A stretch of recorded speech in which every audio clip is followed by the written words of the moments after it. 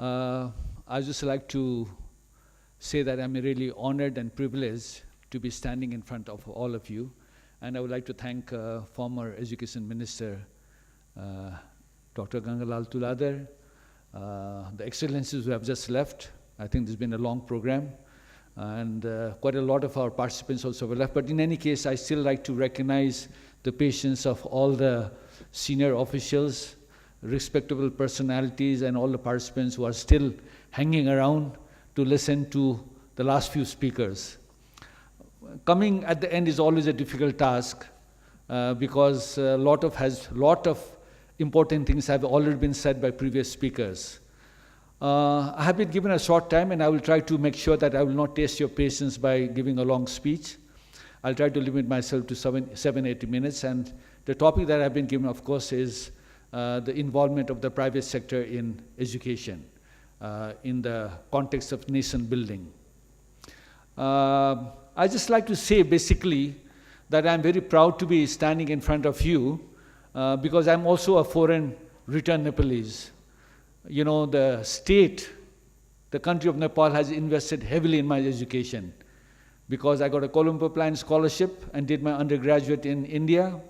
Then also the country invested in my undertaking PhD in UK. And after doing my PhD, I returned to Nepal because the love of the country pulled me back. I'm also very happy to inform all the Nepalese who are watching this live broadcast and who are staying abroad and looking for opportunity to come back. I was very fortunate to have 2 children who studied in Australia, and both of them returned to Nepal. So I think I may be in a minority when I say that I'm one of those very fortunate parents whose children are with the parents here in Nepal itself, which is unlike many parents whose children have gone abroad and really settled abroad. The main topic of my speech is education, and then I would like to focus on quality education. And I think this fits in very well with what has been said by the previous speakers. And I would really like to refer to what the Defense Minister said, that now the country is looking for a really long-term transformation and economic transformation, stability, etc. And Anilisa ji also mentioned about the many opportunities that exist here, and that we have gone through many, many transformations. What is now important is economic transformation. I subscribe to the maxim that economic transformation is not possible without really quality education and the production of really qualified human resources. Qualified human resources who have the knowledge, the right set of skills, and even more important, the attitude. Because at the end of the day, what is important is all these 3 important elements.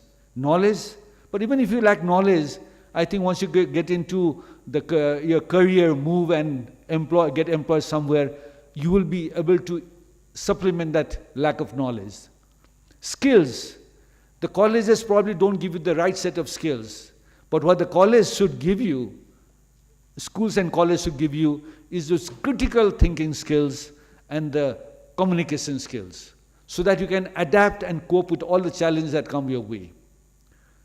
And thirdly is the attitude. I think this is where employers are very concerned about, because you may have knowledge, you may have the skills, but if you don't have the right attitude, then I think every employee will be very hesitant to employ you. So, again, economic transformation is not going to happen, or more importantly, the long-term economic transformation is not going to happen without quality education.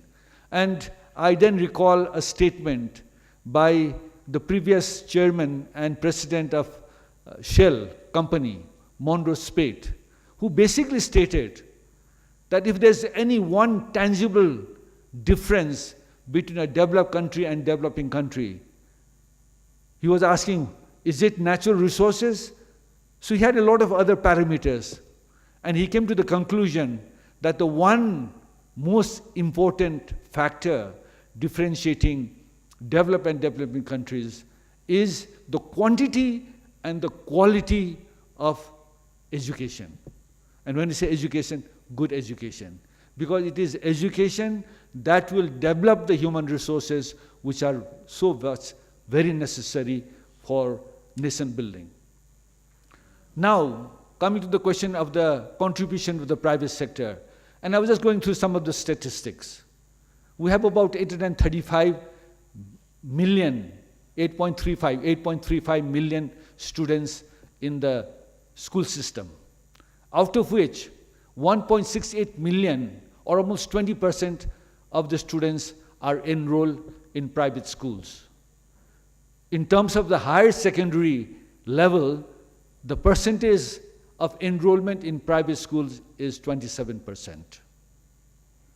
There are, in the higher education sector, there are more than 1,400 campuses, and of these 1,400 campuses which enroll about 361,000 students, we find that 98 constituent campuses enroll about 33.7%, 532 community colleges enroll about 30.7%, and 777 private colleges enroll almost 35.71%.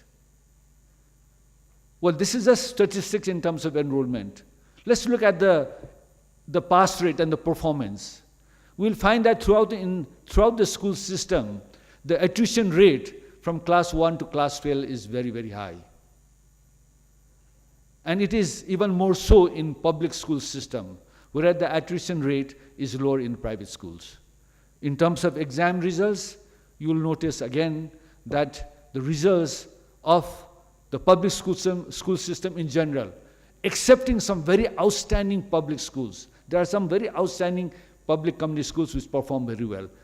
The performance is also much to be desired, whereas the performance in the private sector schools is quite good. The UNESCO study in 2008 found out that absenteeism in public school is as high as 20%, whereas absenteeism in private school is much lower. Again, in terms of investment, the state has really invested in the public system. The teachers are some of the best trained teachers in terms of the amount of training that they have undergone.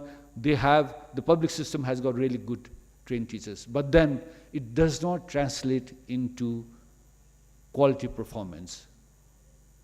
So from the statistics that I've given, it is very, very clear that the private sector has played a very significant role in contributing to not only imparting quality education, but also developing the human resources necessary for nation building.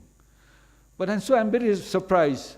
You know, I spent about 20 years in the public sector. When I say public sector, in the Institute of Engineering, holding various positions. But I also spent 20 years in the private sector, you know, starting St. Xavier's College, Xavier Academy, and now managing our institutions. So I have both this perspective of public and private education.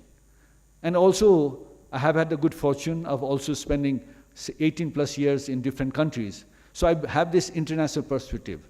And when I look at my whole total experience, I have to say that the government has to allocate adequate resources to improve the public school system and college system.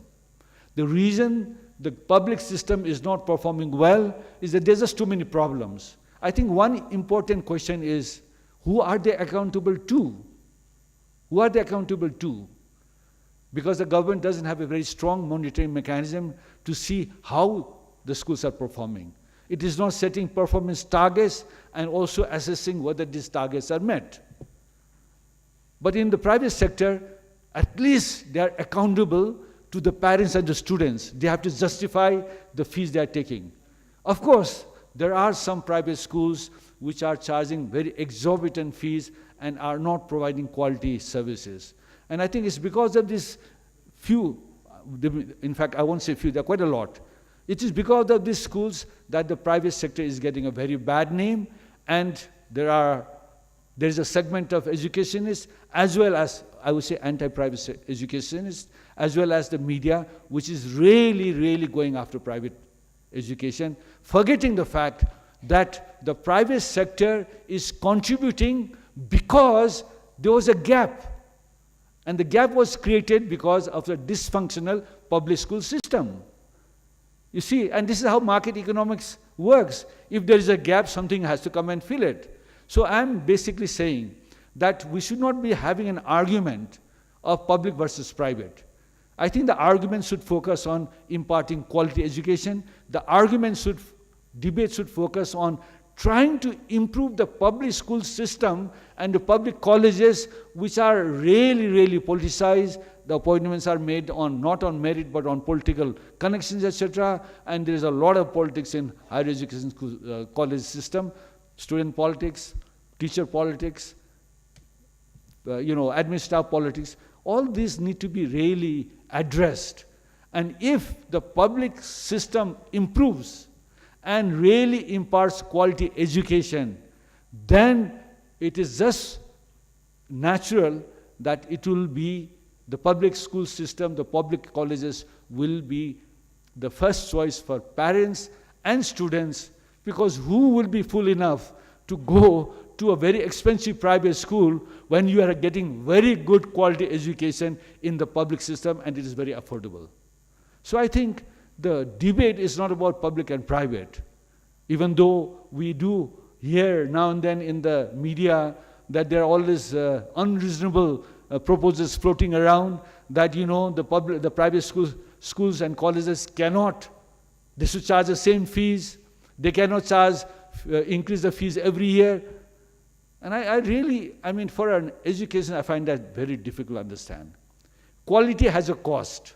It's like saying that I should be able to go to the market and buy a Ferrari or a cheap model at the same price, and the price tag should not increase for 3 years.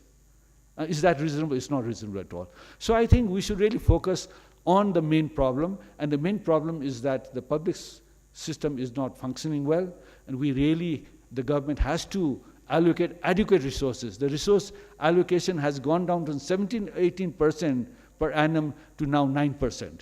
I think it has to be increased to 20%. We have to have a plan, even if it's a 10-year plan, to say that in 10-year times, we will really make the public school system and college system in Nepal one of the best in Asia. And if that happens, then I think, only the good private schools which can compete with the good public schools will exist. The other private schools will just die a natural death. So I don't want to taste your patience. As I said, I'm just going to give a short speech. I'm very passionate about education. This is where I've spent my 43 years plus.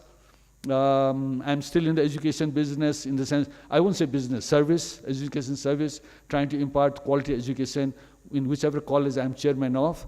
And I really believe that if the government set its priority right and said that we are really going to focus on improving the public system, then I think this debate about public versus private is going to be a moot issue. And again, this whole idea about trying to say that all international programs in schools have to be stopped, I think we should not be making unreasonable demands and taking unreasonable action. Again, as I said, there's always a place for healthy competition, and I would like to emphasize a country, Nepal, to be offering a really good public education, really good private education, and also blended public-private partnership models, so that we, Nepalese, can be entertaining students from the South Asian region and beyond. How do I see Nepal in future? I would like to see Nepal as a very developed and prosperous country, true quality education, and international education hub. It is really a pity that almost 50,000 students took no objection letter to go and study abroad. And that does not include about 25,000 to 30,000 students who go to India to study. At least the private education system is trying to stem that outflow of students. It is conserving valuable foreign currency. And I think we should need to look at this contribution of the private sector in that whole light, in the constitutional framework of the whole country's development, and really pat the private sector for the work well done, and those private schools that are not performing, I think they have to be monitored very strictly, and if necessary, they should be closed down. So I like to again make a pitch to all those people who probably are watching from outside of Nepal, that Nepal is definitely a land of opportunities. There are many people here in this hall, many people who are not in this hall, who have come back and made Nepal very proud. I think we now have a very stable government. This is the right time, and the government is shown that it is very, very committed to bring about stability and prosperity. I think it is now time for you people who are staying abroad and enjoying the comfort of foreign lands to say that, are you willing to take the trouble of coming back to Nepal? And development is a hard process. You are working very hard abroad.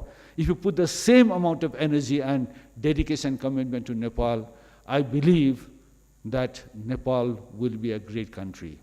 So again, in end, I would like to basically say that let us not divert our argument debate